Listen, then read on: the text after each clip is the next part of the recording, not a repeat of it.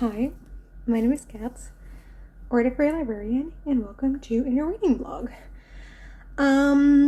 It is October 15th, so we're exactly halfway through October, and I'm really running behind on TBR Harvest. I haven't read a lot of books for it, but I have started quite a few books for it. So this vlog will be focused on finishing a few of those. I have 3 books that I would like to finish on. So the first one is The House of Hades, book 4 in the Heroes of Olympus series. I am not very far into this. I'm like on page 50, which is like 10%, and so not very far. But I would like to, focus on this for this week alongside the other 2. I've been really enjoying my reread of the series, and I'm like really catching momentum with it, so I want to keep going with it. And so yeah, that way I can finish my reread of the series this year, which is really nice. So I'll definitely be focusing on this.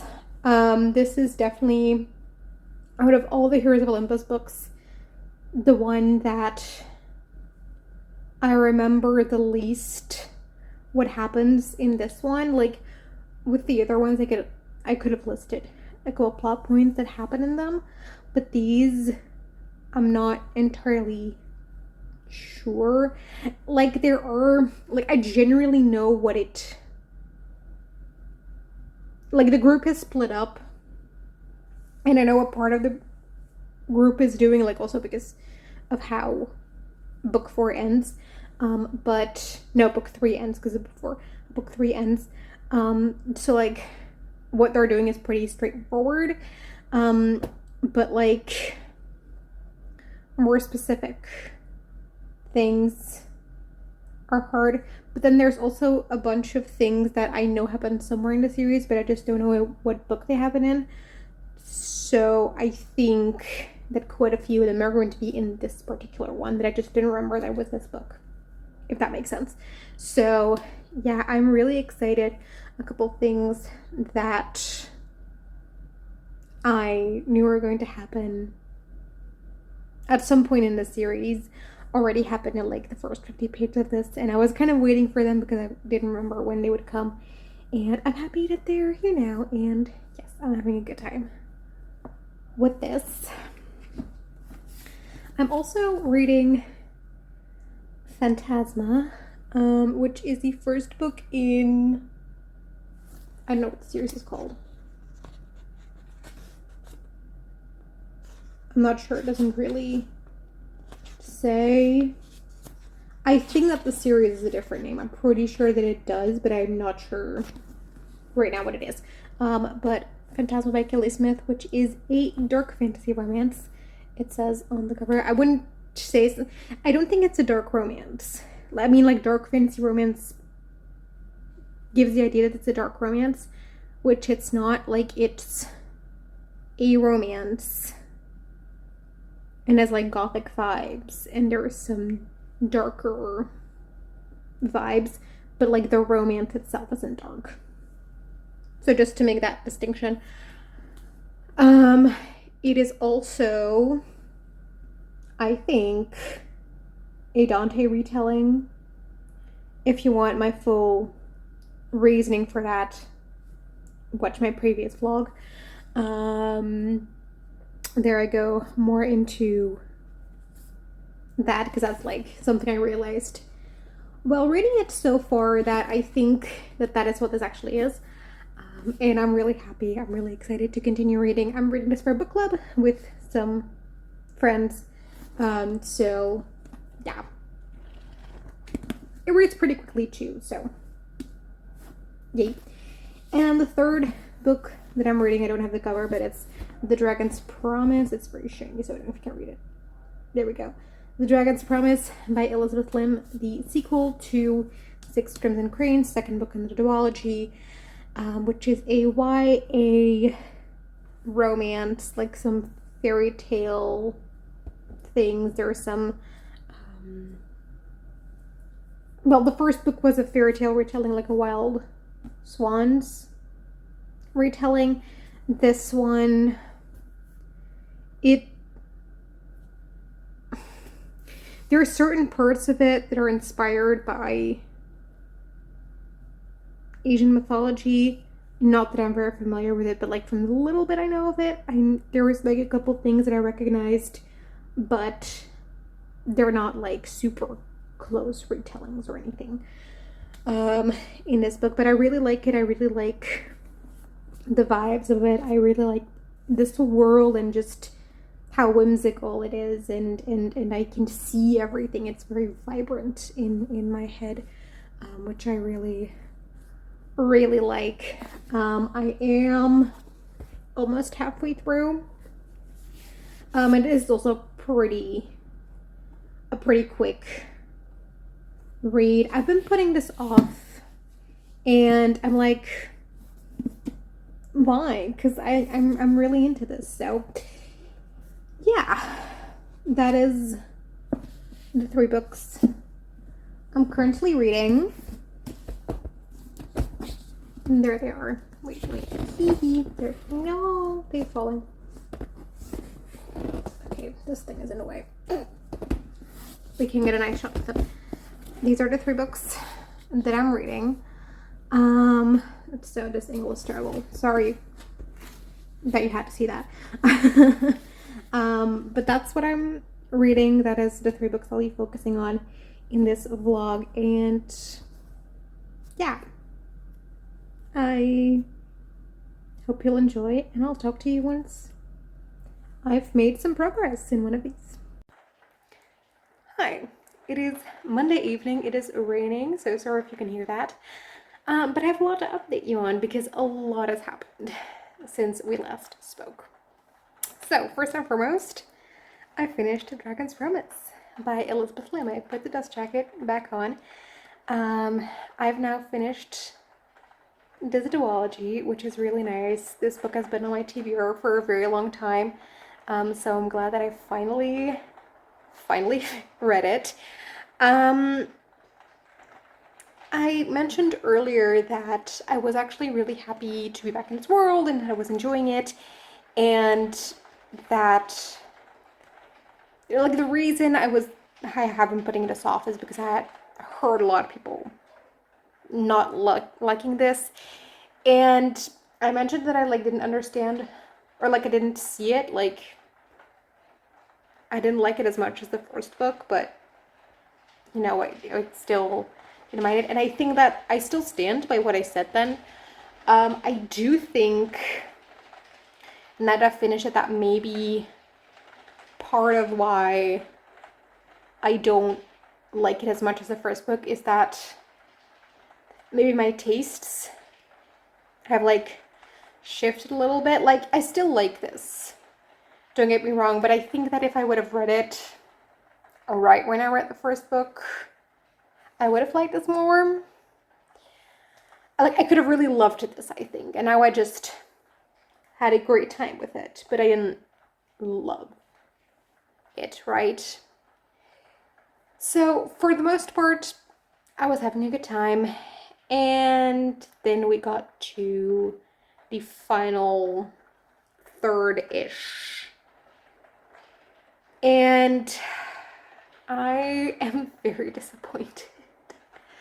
I just think that Elizabeth Lim tried to cram too much plot into this book. The entire thing was very fast-paced, but I feel like it was okay in the earlier parts of the book, but the ending bit really felt rushed and underdeveloped because of that. And so I left this book feeling quite disappointed. And it's just an ending is not the most important part of a book for me personally. The ending doesn't make or break a book. It is actually the thing that I forget the fastest. If you ask me to tell you what happens in a certain book, like recap the plot. I can give you a pretty decent overview typically, except the ending is sometimes a little bit hazy in my memory. So like the ending is really not the most important part of a book for me. This one though, I just felt really disappointed, and it's just sad that that was my final impression of this book and of the series. Because, you know, like, it's just, this feeling isn't fun. And it's especially disappointing because I started off, like, it wasn't like 5-star worthy, but more like, I would say 4-star-ish. But then it's like, slowly but surely, like, started, like, went a bit downhill throughout the book. And so I ended up settling on a 3 for like the whole thing, but I'm not sure if that's a correct rating. I don't know if any rating is a correct rating for this book. It's a hard one to capture in a rating, in my opinion, because I think that it does some things really well and really interestingly. I really liked the theme in this of promises and the importance of keeping your promises.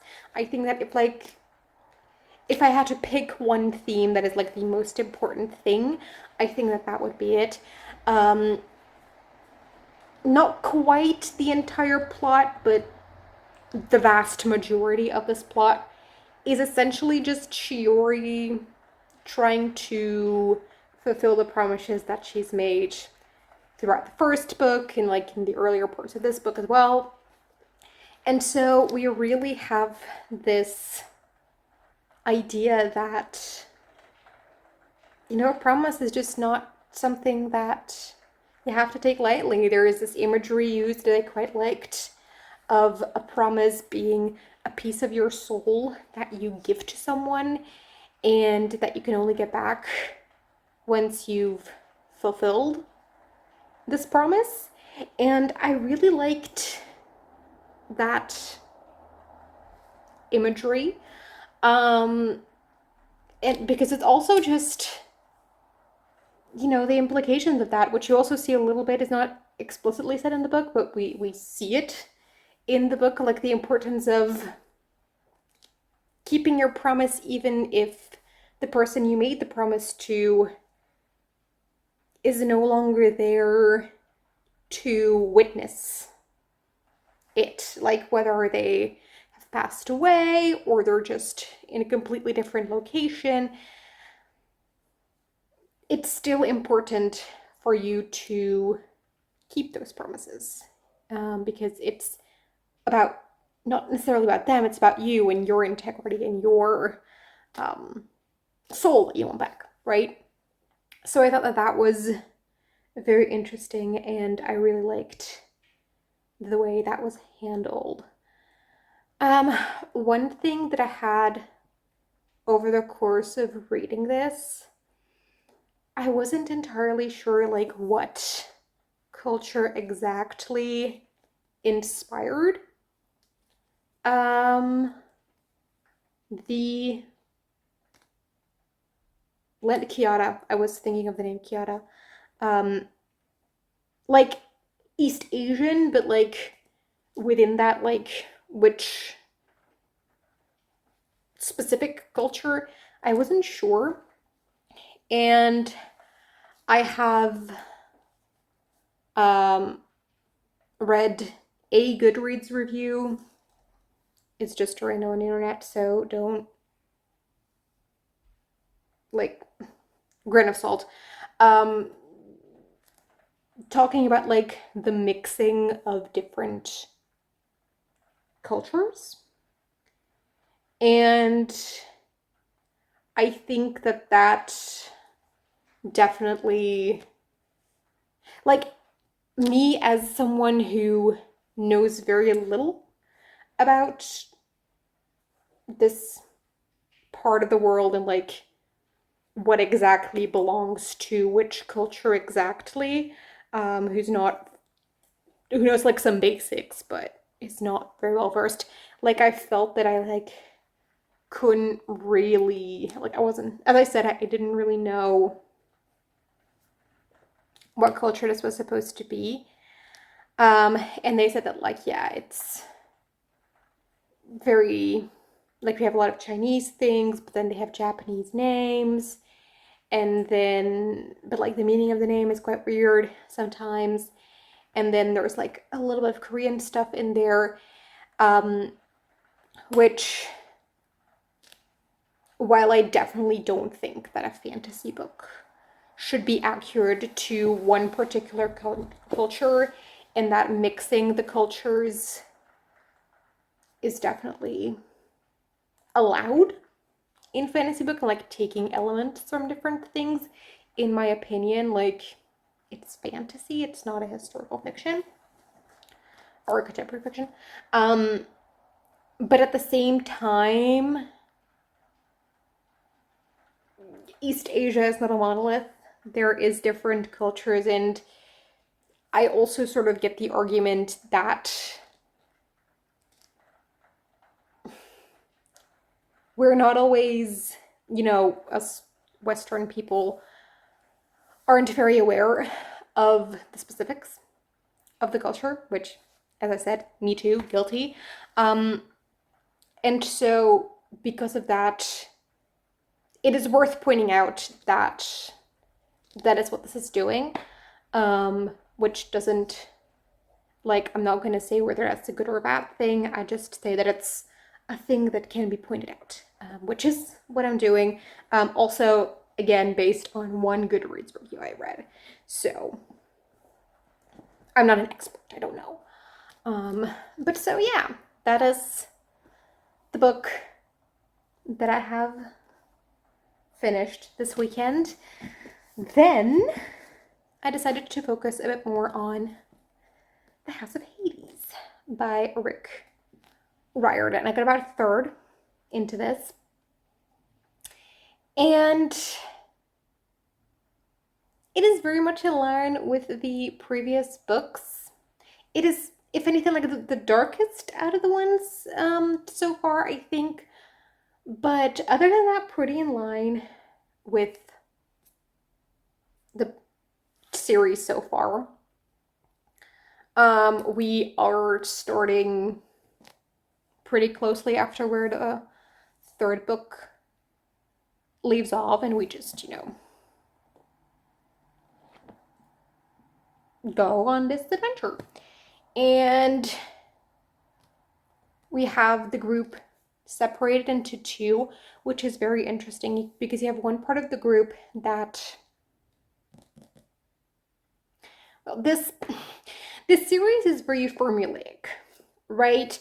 And especially in the Heroes of Olympus, the structure of this book sort of draws even more attention to that, because there is always sort of a group of 4 chapters that are from one perspective, and then we switch to another, and each of those sections all like follow the same pattern.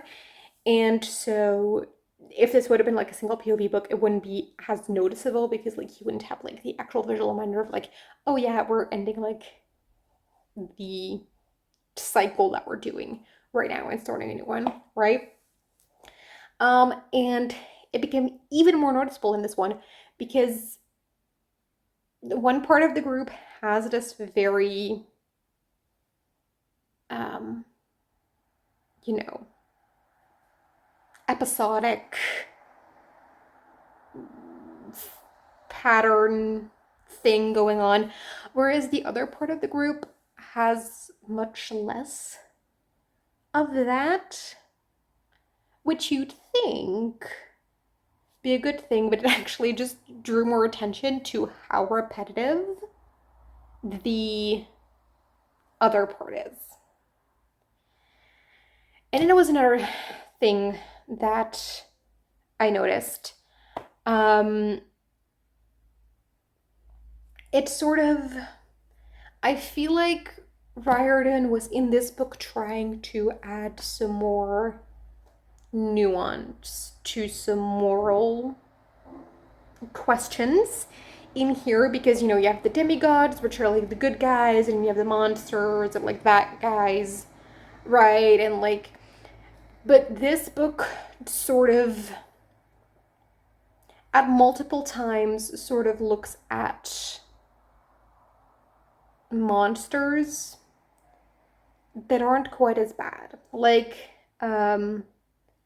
there is this creature, the Catobleps, which, like, yes, their breath is poisonous, but other than that, they don't really do any harm. They just want to eat their little root thingies, um, and just live their lives. And so, like, do they really deserve to be killed and sent to Tartarus and blah blah blah? And there's a few other instances where sort of that discussion is being held. And it is sort of this thing of like, if you're technically part of a species or group of species that are, as a rule, bad, but you're one of the good guys, do you deserve the same fate as the rest of your species? Which I just think is still a very black and white, good versus evil type of view, and it doesn't provide quite as much nuance to this book as I think Riordan was trying to add. And it was just frustrating and even more noticeable because I was comparing it to something similar in The Dragon's Promise, and I think that The Dragon's Promise just does a much better nuanced job. And actually, these are very, like, targeted at very similar age ranges. So I think that comparing them is fair. Like, I'm not gonna compare a picture book to an adult novel, right? In that regard, of course not. But I actually think that in terms of like age demographic, these have the same target audience. And what I really liked in The Dragon's Promise is we have these demons who are bad and have caused a lot of harm and have done very bad things. But it's sort of the question of like, okay, yes, they are dangerous. They have caused harm. If they were able to, they would continue to cause harm. But does that mean that we can do with them whatever we want? Does that mean that the harm that is being caused to them is justified, and that, because of having harmed other people, they have lost the right to humane treatment, to respect, to compassion, right? And I just think that conversation is so much more interesting and nuanced than what we find in the House of Hades. And so that started to frustrate me. And there were other things that I just noticed that were sort of getting on my nerves. And thinking back, I already said this book really is in line with the previous books in the series. And so I think that, looking back, my enjoyment of rereading the series is mostly because of nostalgia. And right now, those nostalgia glasses have kind of fallen off with this one. And I just don't want to be reading the series anymore. Like, I still have my good memories that I will cherish. And, you know, I have no hard feelings towards the series or this author or whatever the case may be. But I think that for me personally, it's time to move on and just leave this as something that I will remember fondly, but no longer actively engage with, if that makes sense. So I've DNF'd this in a, even for me, unexpected turn of events. If you would have asked me at the beginning clip if I would, you know, what I thought would happen, I definitely would have thought I would finish this and I really like it. And yeah, that did not happen. So yeah, this video might be a little shorter than expected because I didn't expect to, at this point, already have completed my experience with 2 out of 3 books, even if I haven't finished a full book. So yeah, we only have Phantasma left, and I've read like a teeny tiny bit of it since we last spoke. Like, I read, how many pages did I read? I read like 20 pages since we last spoke on the train. I read it on the train, no, we spoke on the train. You get what I mean. And yeah, I'm still liking it. I think that this book is very interesting. We have our main character has OCD, and I really like how the love interest is sort of trying to support her in that, in whatever way he can. And he's like, oh, if I could take away your inner demons, I would. And then we have Ophelia, who like answers, yeah, but if you would do that, there wouldn't be much of me left. Which I'm not very familiar with OCD. I can't really tell you anything about OCD, really, aside from like the very basic stuff.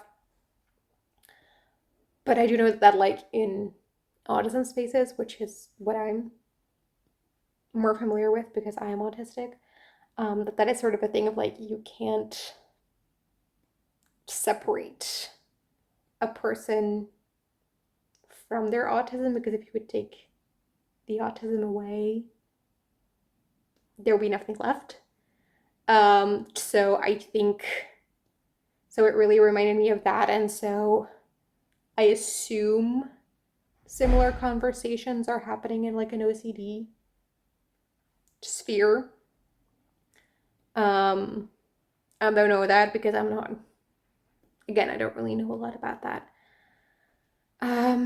But yeah, it's very interesting, and I really like this. We also just have Ophelia is just very lonely, and she feels a lot of pain because for a long time she only had her mother, who passed away at the beginning of the book, and then her sister, who she is finding out stuff about her sister, realizing that there was so much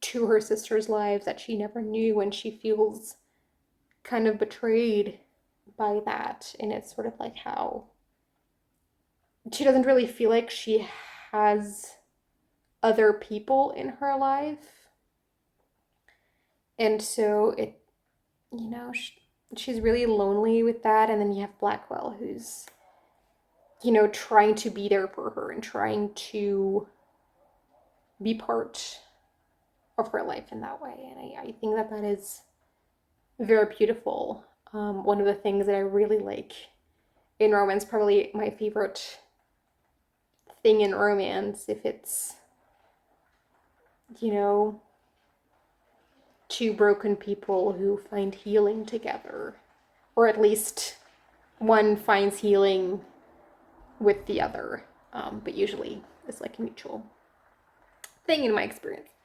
But like it can also be like whatever, you get it. So I think that is very beautiful, and I like that in here, and I'm really, really enjoying this book.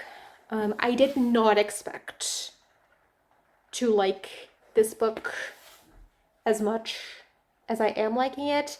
If I wasn't reading it for book club, I wouldn't be reading it. I don't think I would have picked it up. It would have been one of those books that like never say never, but like realistically the chance that it would happen is very slim. And I'm just so glad that this book club pushed me to pick it up and reading it, because I am enjoying it a lot. And you know, the plot is fun with the trials. And yeah, I'm just hooked, and I'm really liking it, and yeah, I'm happy. So I'll be finishing this book. Well, I'll try to check in one more time between now and finishing the book, but then I just mean that like in this video I'll finish the book, and then this vlog will hopefully be shorter than expected, but knowing me and how much I talk and the fact how long this clip is already being, I don't know how short this video is going to end up being, but yeah. That is my update for today. It is pretty late. I'm about to go to bed. But so yeah, I will talk to you once I have something to say again. Okay, bye.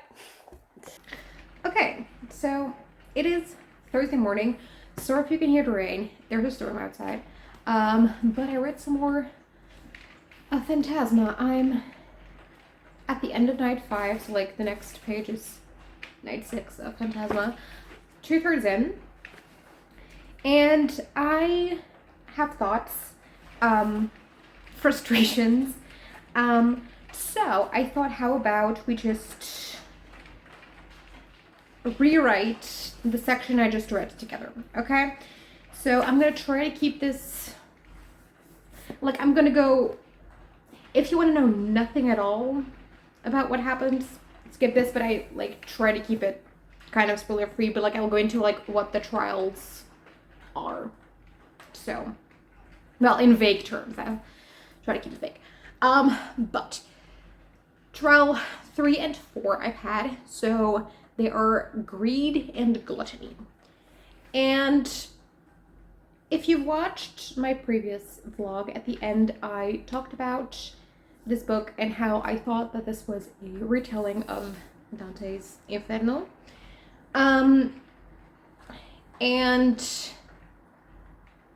that the trials are in like the same order of the circles of hell. At least the first 2 were, and I suspected that the others would be as well. And that the reason I thought that was worth mentioning, because I wasn't sure if it was going to, because it was mentioned earlier in the book that every year for every edition of Phantasma they sort of randomize what order the trials are in. So, or like what, you know, like what circle corresponds to which trial. So I feel like, you know, it could have, they had like a reason why it would be different, but then the first 2 aligned, so I thought that it would all align, because I would want either all of them to be in the same order, or like the order to be completely random. Like, I would be annoyed if suddenly out of the blue like 2 trials were swapped place, which is exactly what happened with greed and gluttony, because in Dante the 3rd circle is gluttony and the 4th one is greed. And sort of the logic in that, okay, so you have limbo, which is sort of separate, right? Because it's just like people haven't really sinned, but we're just heathens and so have to live in the absence of God, essentially. That is what limbo is. But then after that, you first have lust. Well, you get then 8 proper sins, right? The first 4 being sins against, like, the idea of moderation, like you not being to control your impulses, something like that. And the next 4 being like you actually harming people.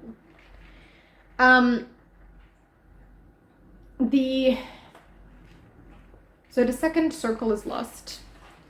The idea being that, yes, okay, you can't, like, it's an impulse that you're not controlling, you're going into excess. But typically, sex is an act that is, you know, that sort of between 2 people together, and therefore lust isn't inherently selfish, right? Because you're, like, involving another person in it. So that's why, like, that is, like, the lesser, like, the least bad one out of these. Then you have gluttony, which is inherently selfish. Like, you're eating, like, you know, it's about eating. You're eating a lot, feeding your body because you feel good to you in the moment, right? So it is a thing that you do alone for yourself that has an effect on you. Like, you're not harming anyone else by indulging in gluttony, right? So that is why that's the second one. And then the third one is greed, because it's also selfish because you want things for yourself, but you've also kind of become aware of the people around you and the selfishness of people around you, and so you're trying to gain things for yourself at the cost of other people, right? That is sort of the progression in those 3. And so I think that could have been,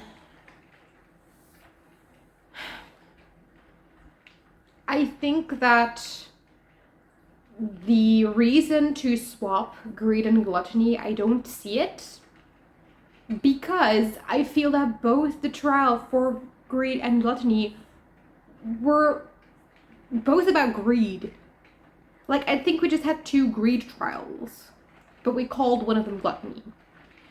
And I think that actually the second one, so trial number 4, which is supposed to be gluttony, is actually the better one for greed.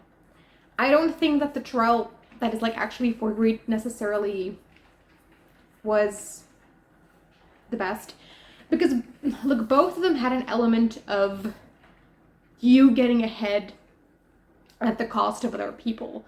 But in the third trial, greed, literally the only way for you to complete the trial, thereby survive the trial, is to, you know, cause other people in the trial harm, to give other people in the trial a disadvantage. It is literally the only way. So you don't really have a choice, and so I'm not sure that there's sort of like this element of greed being introduced at the very end, because for a very long time I was like, why is this the greed trial? There is this element introduced at the very end of, like, why it is supposed to be greed, but I just don't find it very convincing.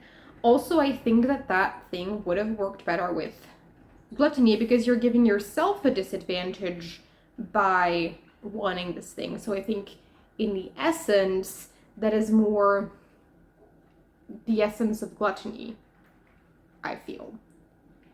And in the greed trial, there it is purely you want extra things you don't need, which is sort of how they try to tie it into gluttony, like you want excess that you don't need.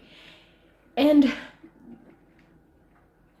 like trying to strive for that is what harms the others. But I think that that is actually more like a great idea, you know? So, how I would prefer it, if we can keep trial number 4 as it is, but just call that greed because I think it fits a lot more. We get rid of whatever the hell trial number 3 was, and we make it like a proper gluttony trial. So how would I want it to look like? The thing with the lust and the greed trial, but the limbo trial is a little bit, is a bit separate. But for lust and now gluttony in the new version greed, the thing about those two is that the actual task is very easy. It is incredibly easy. Like in lust, you have to look for something, but before the trial starts, you always get like a little sort of riddle type thing that is describing what the trial is. And in that thing, they literally tell you where it is. So you just have to go there, grab the key, and then you can get out of there or you completed the trial. Same thing for greed, as far as I understand, because I thought that it was a little confusing in how it was described. But I think, as far as I understand it, now that we've had a full trial, I think that it was just possible to like walk to the exit and be out of there. Easy. Except the core thing is very easy, but one caveat, it is easy as long as you don't give into either lust or what they say gluttony, what I think is greed, right? So I think that the new gluttony trial should involve something like that as well. So a trial that is in essence very easy, but you just have to resist the temptation, right? Because that makes it hard. So I think that it's, again, something that we need to reach or whatever, but we can be distracted by something to do with gluttony. The trials always start right after dinner. So we gather in a dining hall, we have dinner, and then one of the devils comes and says, hey, this is your new trial. He gives a riddle, and then he sends them off. What if we actually just skip dinner? Because I think right for the third one, or was it the fourth one of the two, there is like one character who says that like, oh yeah, how cruel is it that they like send us in right after dinner. I think it was a third one. And then I was like, okay, cool, because I was anticipating gluttony, right? And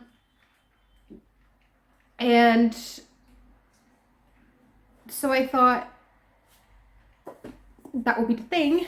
And so I thought, okay, we're gonna actually skip it, because like, you know, this sounds like a line that is like foreshadowing like us not having dinner, right? So how about we skip it? We send in the contestants hungry, like where they know that they won't be able to eat until the next day, right? So we give them this pretty easy task, but there's also a bunch of food there, and every time they eat the food, the task gets harder in some way.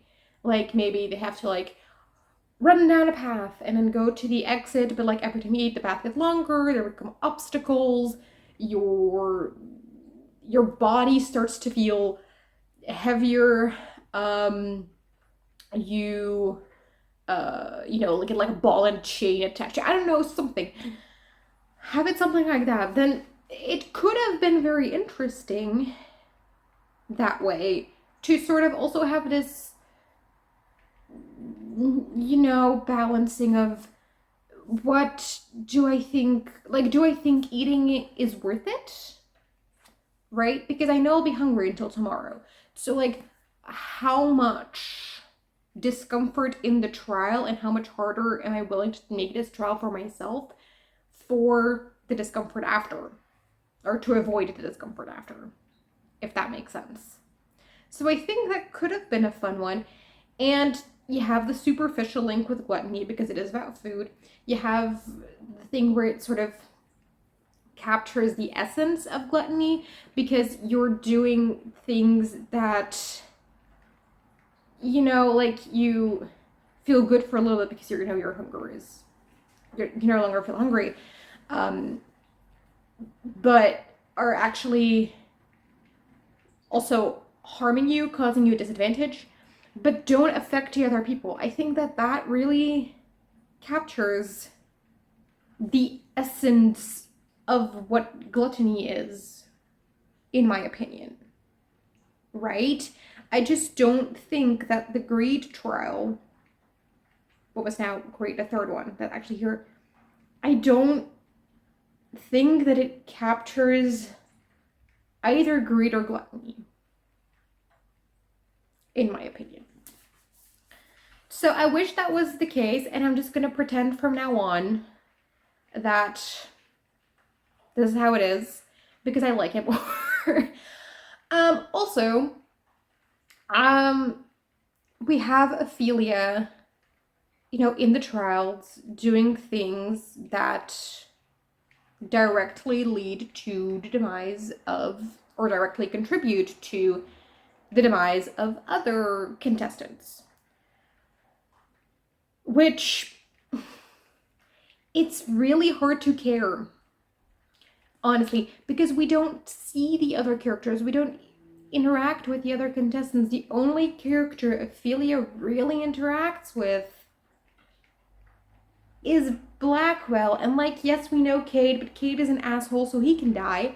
There is Lucy, but like, we've talked to Lucy like 2 times. I don't care that much for Lucy.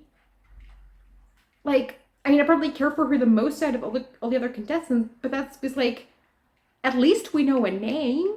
At least we've talked to her once, which is not the case with any other contestants.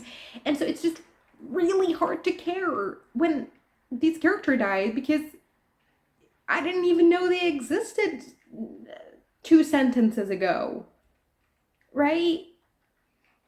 And so that is really hard. But I think Ophelia, that's the second thing why it's hard to care. Ophelia should feel more guilty about this.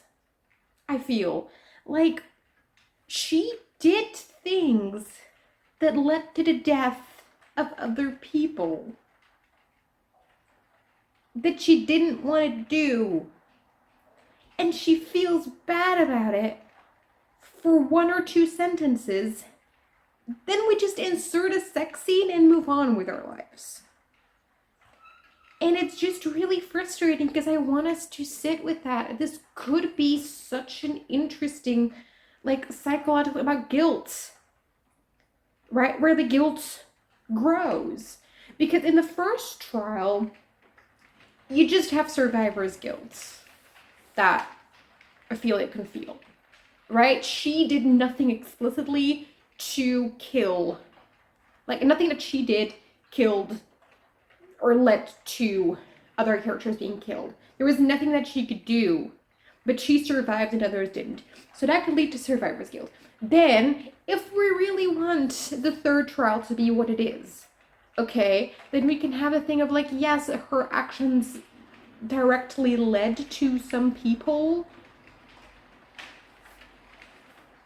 being significantly worse off to even dying. But she had no choice. Like, it was them or her, right? And then in the fourth trial, she did things that caused harm to other characters here that she didn't have to do. Like, she didn't need to do anything, right? She could have just gone to the exit and leave, but she did not. So I feel like this sort of progression of guilt could be interesting, and sort of her becoming desensitized along the way and corrupted by Phantasma to become desensitized to what she's doing. Except that doesn't happen. We just have sex and move on. And it's really, really frustrating me. Because also the sex doesn't, I don't like the sex scenes. They feel like a purely physical thing to just distract our brains from how we feel, rather than us truly exploring intimacy with the love interest. Like, it's just, it doesn't really do much, the sex. Like, it feels like a sex scene for the sake of having a sex scene, rather than a sex scene to further the character relationships, which I don't like. Also, this is just a personal preference thing, but there are certain descriptions that I really didn't wish weren't worded like that within the sex scene. Like, oh no, it was, no, I'm not gonna read them to you because I don't want to do that to myself again. But I just was like, do you really have to word it like that? Which is just a personal preference thing. Like, if you like it, sure, that's okay. But I didn't love it. So yeah, that is Phantasma. I'm feeling frustrated with this book because I feel like it, a couple times, with the guilt, but also with other things, it is like almost getting to something very interesting, and it's like you think it's going there, but then it takes the turn left and it goes nowhere. And I'm just like, I see the potential for something great, but it just keeps not going there. And that is just very frustrating at the moment.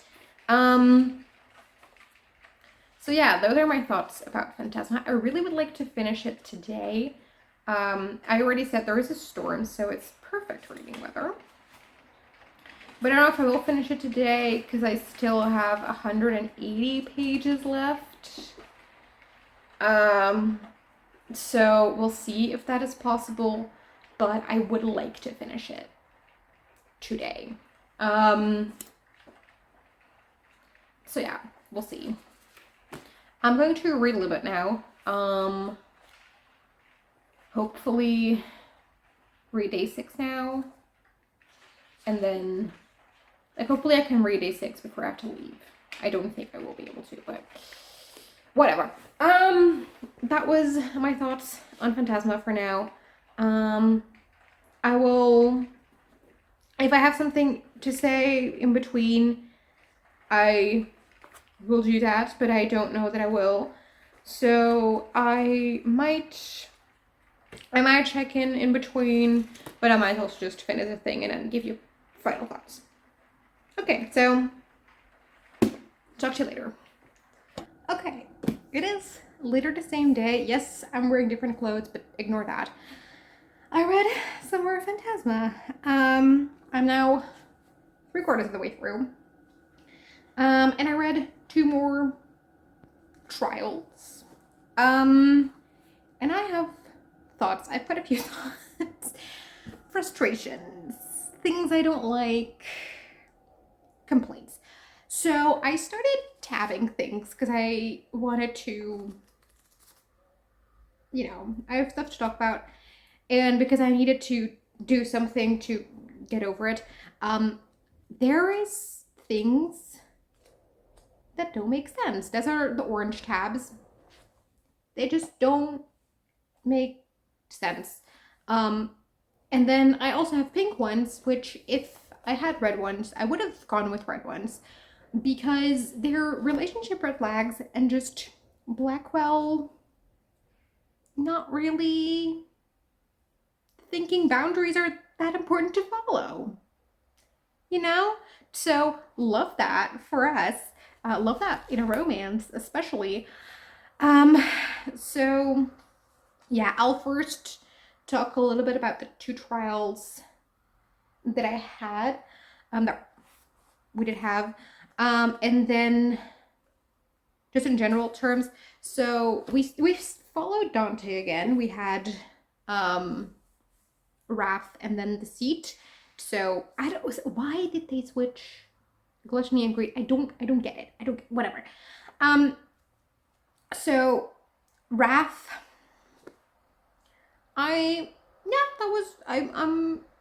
okay with the trap. I think, like, if we go back to what I was mentioning, like the essence of lust being overindulgent, but with another person, gluttony, indulging yourself, but selfishly, then greed, overindulgence at the cost of other people, then I think the essence of wrath is, instead of in greed, you want positive things for yourself, regardless of what the consequences are for other people. I think with wrath is you have one specific person that you want to disadvantage without necessarily, needing something positive for yourself out of that, right? It's with greed, like the focus is still getting better yourself, like gaining something yourself, whereas with wrath, that element is sort of gone, right? And it's also more personal than greed. And so with that, I'm like, okay, yes, those elements I do kind of see in the trial. There's certain things that I have a bit of an issue in, but I think they're a little bit spoilery, so I'll do a spoiler section where I'll also go over my tabs because that's the reason I put them there. But for now, I'm not going to say much more than that. And then we had the Deceit trial, which, yeah, okay, that was, I don't really have any complaints about that one. I don't really think, they say that like the trials get harder as you go on. I don't think that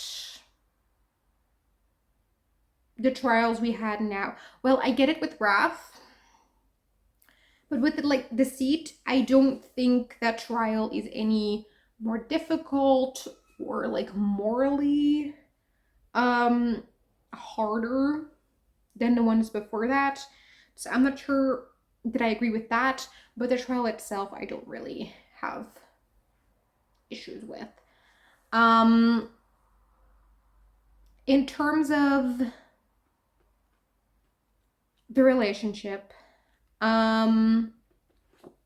we are getting,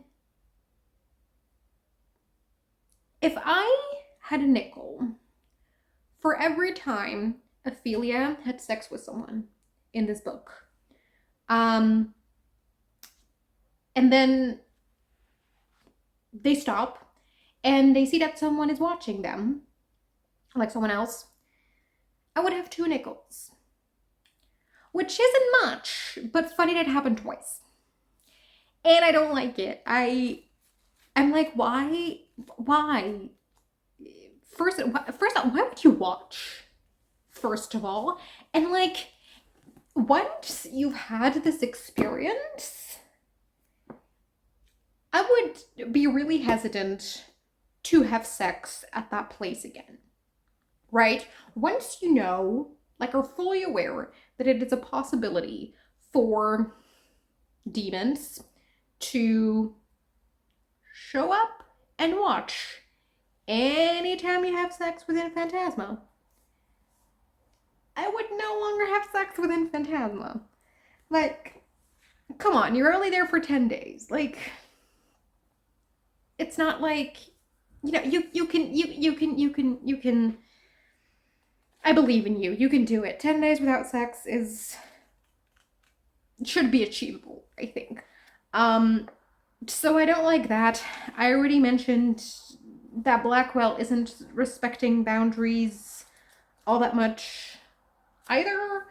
In this section, which I'm not loving, we're sort of, there's this thing of like, in Phantasma, the only thing deadlier than losing the game is losing your heart, which is on the back of the book. And we sort of finally understand what that means and what the consequences of that are. Except I'm like, okay then.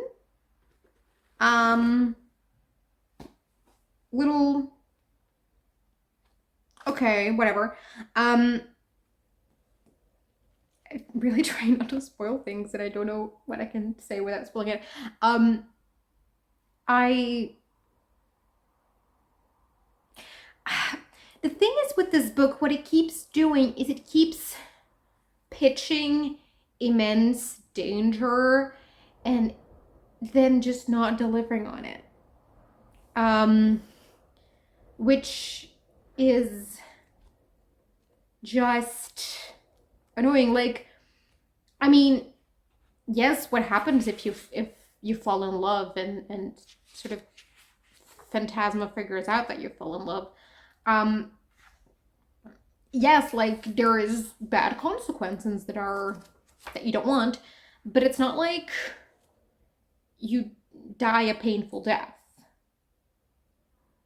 right? It is, there's things that are just very inconvenient, I feel, and like you can emotionally get hurt, but I don't know that thing. Also, these people have known each other for 7 days. I get being attracted to another, I get developing feelings, but like being in love after a week is a bit much, I think, but whatever. So yeah, we have an argument to do with that where Ophelia wants space because she's finally doing the sensible thing in that regard. And it's a big push and pull. And the thing is, I'm not really invested in, I don't feel the romance. I feel like they're just having sex for the sake of sex, but I don't feel the emotional connection between them necessarily. Like, Blackwell is kind to her, yeah, but I feel like they're not, like, I don't know, I just don't feel it, and that is kind of annoying me. I'm gonna go into spoilers because I need the spoilers to get my points across more, because I feel like in trying to be spoiler free, I'm being too vague. So skip this portion if you don't want spoilers. There'll be timestamps in the description. So, okay. Let's first talk about the things that don't make sense. The Wrath trial. So what the trial is that they sort of enter this box thing and they have two levers that they can pull. And one of them is forfeit and the other is wrath. One of the rules that they made clear at the very beginning is like, you cannot forfeit within a trial. Like, either you forfeit before it, like between the trials, or you have to make a deal with the devil to take you out of there, or you die. Or you complete the trial and then move on. But you cannot just forfeit without any consequences during a trial. Why are we suddenly allowing our contestants to forfeit within a trial. The other is wrath, and if you pull the wrath lever, which we do, obviously, you sort of get a group of buttons with the name of the other contestants, and you can push the button with like the name of the person who you want to, you know, point your wrath towards. Right? So Ophelia picks Cade, who has been sort of her rival enemy this whole time. And then the box fell away. Everyone is in the same rule. There is 7 pillars risen. There's 8 of them, so it's like 7 can move on, which is what happens if everyone picks the same, well, aside from the person themselves, but like if the decision is unanimous, who should, you know, leave the competition, essentially. So since that happened, we know that everyone picked Cade, unless everyone picked Ophelia, but of course they didn't pick Ophelia because, of course not. So everyone picked Cade, and everyone seems to think that it's like the only logical thing to make, except it's not. Like, yes, Ophelia has a vendetta and Cade has a deep hatred towards Ophelia and is continually trying to harm her, so it makes sense for Ophelia to pick Cade. But the other people in the room, there's no reason why they would pick Cade.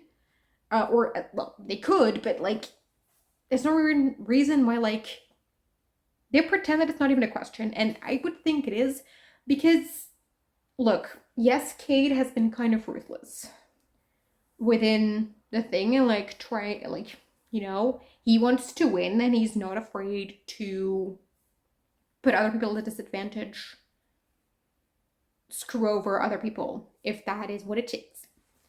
Which we've seen in the first trial, when he, like the Hellhound, that sort of went after other people. Once someone goes through the exit and completes the trial, he didn't wait for anyone and just went through, well, together with his friend Beau, thereby like unleashing this Hellhound on everyone else who weren't even close to the exit yet. And there is 3 people who know this. Cade and Beau, because they went through the exit before the Hellhound could come, and Ophelia, because she was about to reach the exit when she witnessed them, and then the Hellhound came after her, because then she was closest and she wasn't able to go through fast enough to escape the Hellhound. And then she, on the run, meets this one other character, and they go through the exit together, and then we don't really know what happens after that in the first trial. But that means there's only 3 people who actually know for sure that even the thing that triggered the Hellhound is going through the exit, being Beau and Cade and Ophelia. And so the other people can't know that it was them, because Ophelia doesn't interact with them, so they can't have heard it from Ophelia. And I highly doubt that Cade and Beau are gonna go around and tell everyone how they were the ones who screwed them over. Right? So they don't know that it was going out the exit that triggered the Hellhound. Like, for all they know, like, this hound was just walking through this maze the entire time and they only came across it now. And even if they did know that, they didn't know it was Cade. So, like, they didn't know that. Second trial was completely separate. Nothing that you do in that trial can affect any of the other contestants. So that's not important. Third trial, Cade didn't really, like, do anything all about it. If anything, Cade disadvantaged himself in the third trial. So that doesn't work. Fourth trial, yes, Cade screwed them over. But so did other people. So did Ophelia, and arguably worse than Cade. Right? Because she also pulled two levers, just like Cade. And she actively killed a person during that trial. Like, so you'd think that they would go for Ophelia, right? They don't, like, the only thing that they saw Cade do was in the fourth trial pulling the levers, like his own lever to give him an advantage and then one to disadvantage Ophelia. They have no reason to, like, hate Cade more than anyone else. Like, between the trial, there's, like, a lot of rivalry between Cade and Ophelia, and a lot of hatred between them and whatever. But that doesn't affect either people. So why is it so unanimous on Cade? And if they all agree that Cade is the one that needs to die, why don't they act it? Like, I get that just pushing a button is a lot easier than actually executing it, but they're in Phantasma, right? They have entered Phantasma willingly. Like, they didn't know exactly what they were getting into, but, like, they had a pretty decent idea. How come Cade is the only ruthless person between them? Like, how has everyone gotten so far without a little bit of, I'm just gonna win this thing no matter what? Right? Like, imagine the Hunger Games, except when the timer goes off, instead of, like, rushing to the cornucopia to get a weapon to kill everyone, they're just gonna sit in a circle like, okay, let's all talk and vote who should win this and who should sacrifice themselves for the others. Okay, is anyone willing to sacrifice themselves right now? Raise your hand. What? No? That is what they do here. It makes no sense. And then no one volunteers, obviously. So Cade just grabs the person who stands closest, starts choking her to death, and everyone just watches like, ah, oh no. Ah.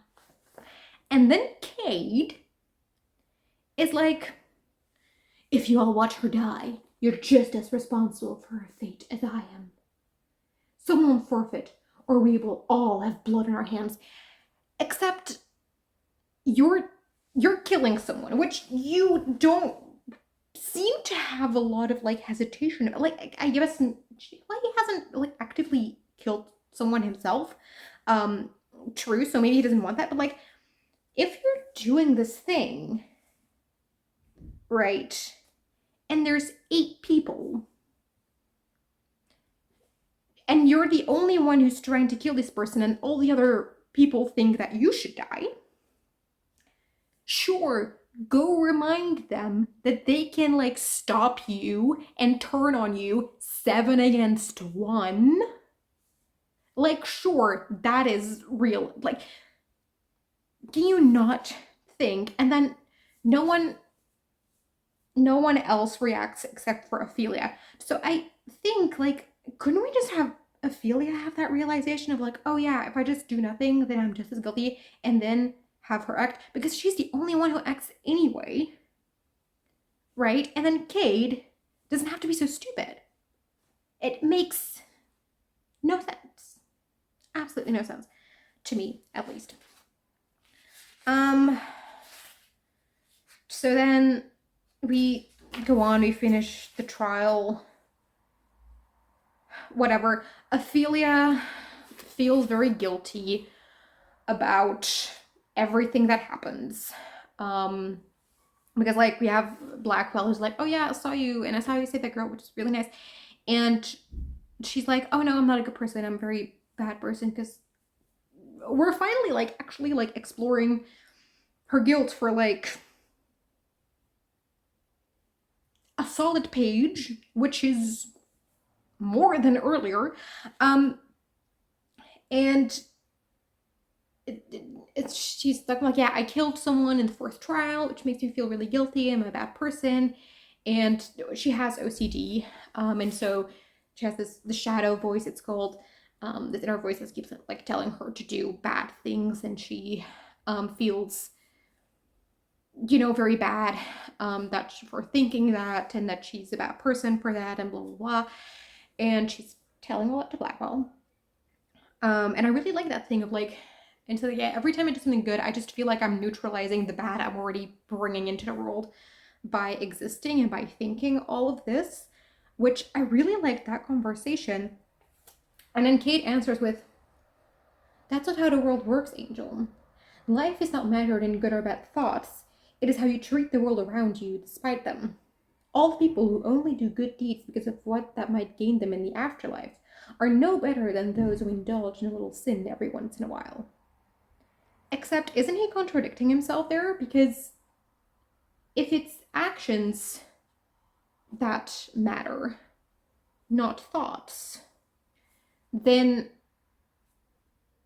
like, isn't doing good for the wrong reason better than doing bad? Because if it's your action that matters, not your thought process behind them, or like your thoughts, I feel like he's contradicting himself, and I don't like that. So yeah.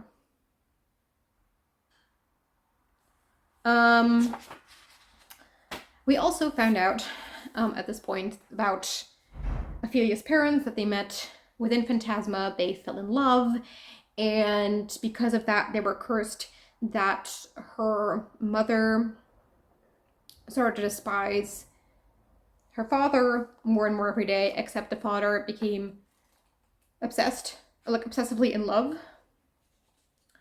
with them. And so there is this sort of link between Ophelia and Phantasma because of that, I guess. Also between her and Blackwell, because in like earlier, like Blackwell has met her father when when he was in Phantasma, and Blackwell has made a deal with his father, her father, as well. Same as he did with Ophelia. And it's like, they're talking about it, and Ophelia says, "And on top of everything, I'm internally tied to this place because of them." Except she's not eternally tied to this place. Like,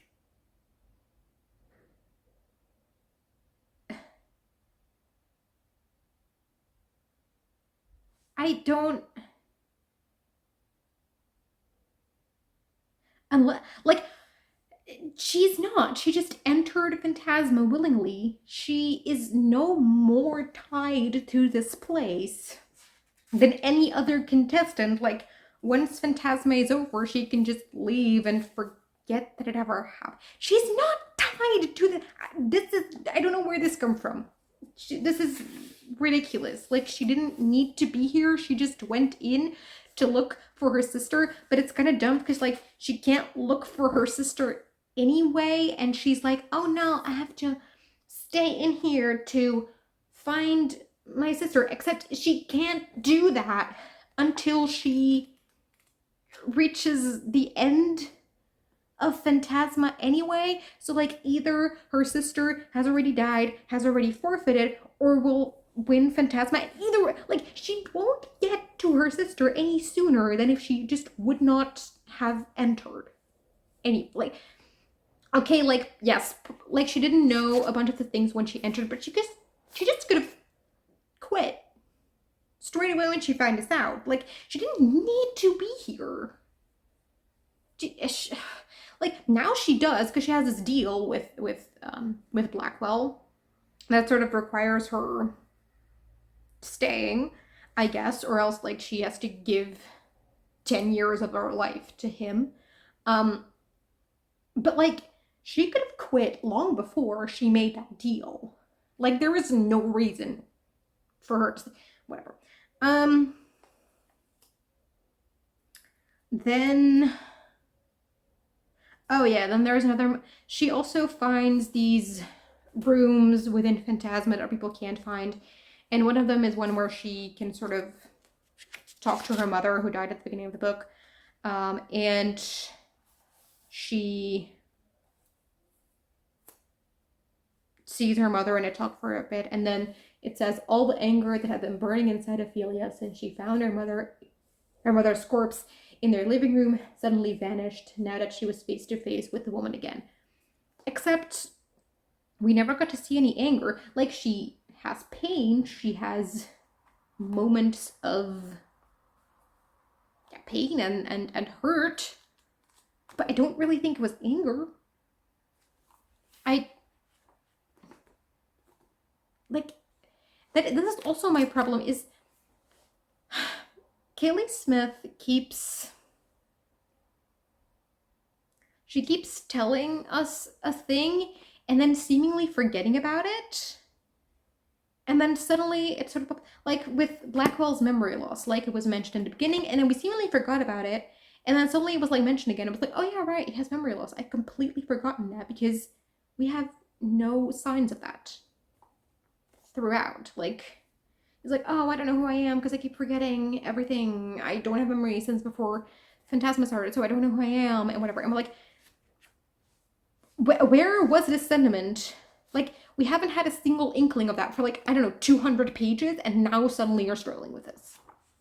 Whatever. Those are the things that don't make sense, and I'm just, oh, I don't like it. I want to get through this. I mean, this talky bit, because I'm kind of ranting, but I need to for my sanity. Relationship red flags. I have a couple as well. So we have Ophelia. She's taking a bath because she wants to clear her head, and she sort of, you know, goes with her head underwater and like sits there for a bit and then, you know, comes back up. And when she does, she like sees Blackwell staring at her.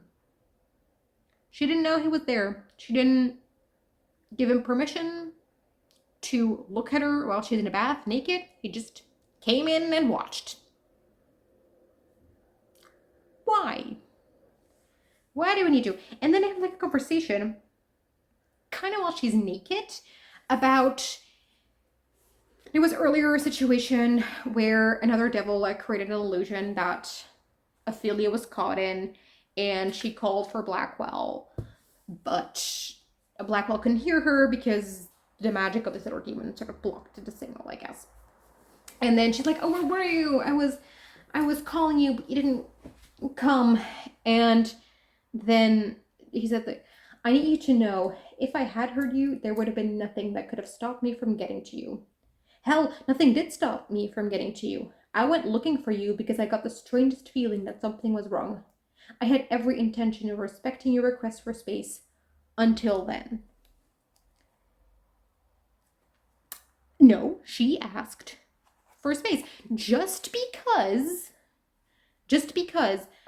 she was actually calling for you, you just didn't hear her, just because she actually needed help now and you did kind of save her. Well, no, you actually saved your own ass because she just would have been disqualified from Phantasma if she stayed in that illusion for 1 minute longer than she did. Just because you saved her now and just because she was actually calling for you and it worked out doesn't mean it's okay to violate her boundaries. Because when you did that, you did not know for sure that she had called you and that she had, so you just disrespected her boundaries without any indication from her that she wanted that. So that is just violating her boundaries. And I guess that this is not the worst one. The worst one, well, a worse one. comes now. So they kind of get into a fight, and she's like, I was taking a bath, so please go now. And don't worry, I got it. He winked as he snapped his fingers, and a small glass vial of liquid soap appeared in his hand, along with a washcloth. He kneeled forward on the ground and reached over the lip of the tub to dampen the cloth before pouring some of the soap into the middle of it and lathering it up. Give me your back. For a moment she didn't move, wanting to protest that she did not need to be bathed as if she were a child. But when he waved an impatient hand at her to turn, she sighed and caved in. What the actual fuck? So Chi is like, I'm naked and I don't want to be naked around you, but I was having a bath, as one does in a bathroom when they're on their own, not expecting people to just randomly come in like that, you know? So please leave now. And he's like, no, I'll wash you. And she doesn't want it. And he kind of coerces her into it, question mark? Well, not even question mark. He kind of, like, she sighed and caved in. She didn't want this. That is not, that is, I, I don't like it. I don't want to read this book anymore, but I kind of now want to finish it.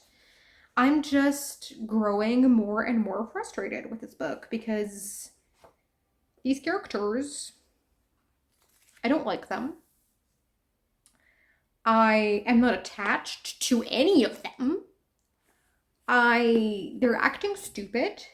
There's no nuance in this. Like what I said with Cade, why is he the only worthless one? Because we need one bad guy and all the rest are just, oh, happy, beautiful people who hold hands and sing kumbaya. No. I want some nuance because we're now also painting Cade as the bad guy, whereas the people running Phantasma are the bad people. The people like, okay, like don't quite force. There are certain things I didn't like force, but they created these situations, right? They are the bad ones and the ones to blame. Why?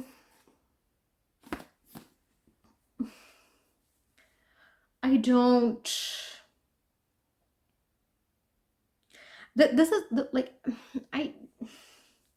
I'm not rooting for the romance because I see no chemistry. I don't see that they love each other. I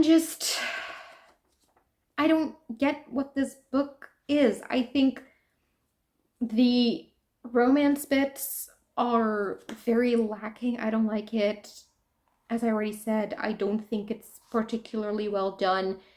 The trials, I guess some of the ideas are fun, but I think they're too short and there's just no stakes because the only people that die are people that were mentioned for the first time, like the page before that. So like there's no stakes to it. And then, or like people we don't like either people that were only just mentioned or people that we don't like anyway. So like, why do I care that they die?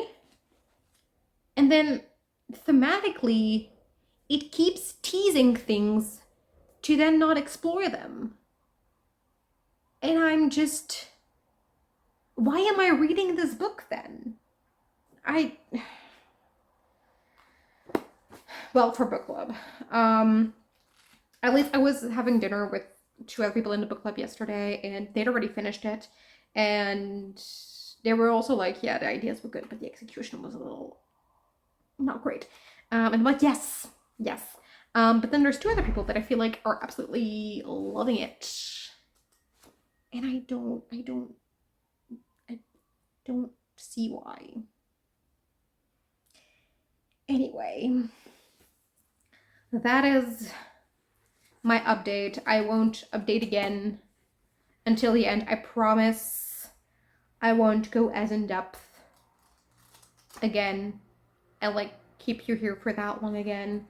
But I just needed to rant a little to keep my sanity because I am immensely frustrated. Okay, I am going to read a little bit more. And I'll talk to you once I finish it, because I want to finish it today. I don't want to be reading this book anymore tomorrow. I want to read it. I want to finish it now. Okay, so bye. Okay, so I have finished Phantasma. The ending was very aggressively fine. Well, let's talk about the last 3 trials. They were, yeah, I don't really have complaints, but also I think that just like with the other trials, really, they felt a little underdeveloped and too quick, and I didn't really feel the stakes. And so it was just like, yeah, sure, like we gonna have this trial that we're gonna win anyway. Like there was no doubt in my mind, like no one important would die. Right? So I was like, whatever.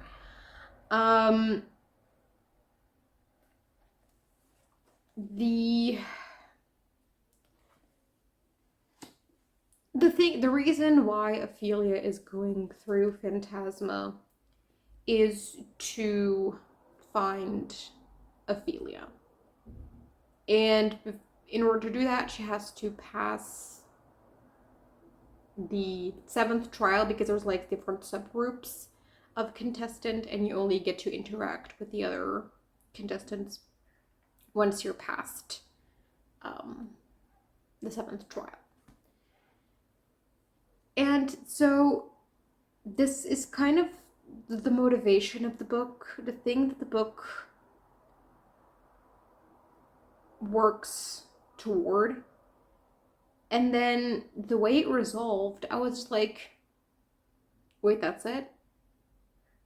Like, it was just over so quickly that I thought it was very anticlimactic, that thing, which just really annoyed me. And then the romance, whatever. I already was like, I mean, I was never like truly super rooting for, well, that's not the right word, but I never fully like felt fully like their love for each other, and I was never like, I know, swoon worthy or whatever.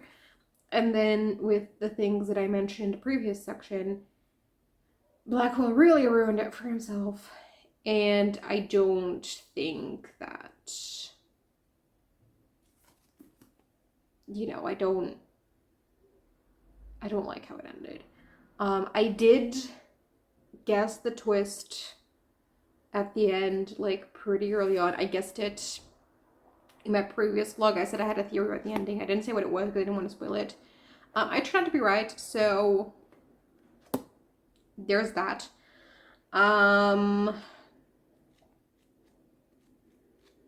What else? Yeah, I don't know. I'm just disappointed in this book, because for a while I really thought I was gonna like this, because I saw so much potential, but the potential didn't really go anywhere. I think a lot of this book felt very underdeveloped. I think just it could have done very interesting things and decided not to. And it's such a shame. And I just wish that we would have... I don't know what would have necessarily fixed it easily, except like develop things more, but like more concretely, I don't really know what exactly I would have made this a book that I love. But so yeah, I don't know, it was just very fine. And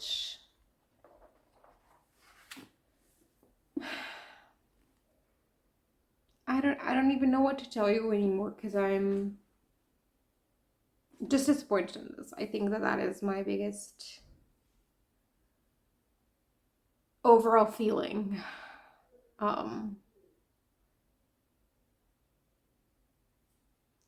I am thinking at like the very end, there's like a certain consequence to something that Genevieve does that we don't really see play out, but I'm really worried that like what happened to some people as a consequence of something that they, like a decision that they made at the end. Like, are they dead? These people are not, like, we don't really care, because they're not really relevant, but to the story. But I don't know, that was weird. Ophelia, our main character, has OCD in this, and there is an author's note at the end talking about the author, that she also has OCD and that she represented it, like everything in the book are things that she has experienced herself, or she knows someone who also has OCD, who has had that specific experience. And that she thought that was very important because OCD is very often misrepresented in media, and so she thought it was important to, you know, to portray it well. So I did like that. But other than that, I'm not really convinced by this book, which is kind of sad because that means that all 3 books I read in this video ended up being quite disappointing by the end. And like all of them started off well, and I started off very hopeful, but then just didn't really, yeah, I don't know. It is a shame. What do we do about it? Hopefully next week, next vlog, will be better in terms of reading. Hopefully I'm really excited about the books for that video, so fingers crossed that will be great. This video is probably already very long, so I won't keep you here much longer. I hope you enjoyed. If you've read any of these books, please let me know your thoughts, and I hope to see you again in the video. Bye!